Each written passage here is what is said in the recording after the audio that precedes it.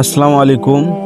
তো বেলাল রাদিয়াল্লাহু তাআলা আনহু ইসলাম গ্রহণ করার জন্য তার মুনিবের কাছে যে শাস্তি পেয়েছিল, তো সেটা আপনাদের সামনে তুলে ধরার চেষ্টা করব।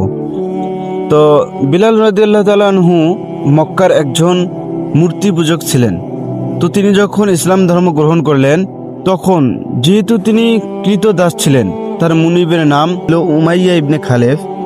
তো যখন বেলাল রাদিয়াল্লাহু তাআলা আনহু ইসলাম ধর্ম গ্রহণ করলেন এবং তার মুনিব যখন শুনতে পারলো যে বেলাল ইসলাম ধর্ম গ্রহণ করেছে, তো তখন তার মুনিব তাকে প্রচণ্ড রোদে মরুভূমির উত্তপ্ত বালায় তাকে শুয়ে দিত এবং কোনো কোনো সময় বুকের ওপর পাথর তুলে দিত এবং কিছু কিছু সময় সে নিজে তার বুকের ওপর উঠে নাচানাচি করত।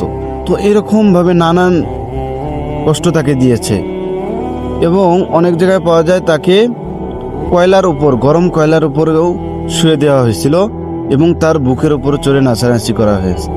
তো এসব শাস্তিতে তার শরীরের কিছু কিছু অংশ গরমের তাপে গলে গলে পড়ে যাচ্ছিল। তো এই সময় তাকে বলা হয়েছে যে তুমি বলো যে ইসলাম ইসলাম ধর্ম মিথ্যা ধর্ম। তখন সে সময় সে জোর গলায় বলেছে আহাদ আহাদ, অর্থ আল্লাহ এক, আল্লাহ এক। তো তিনি হাজার কষ্টেও কখনো আল্লাহকে অস্বীকার করেনি।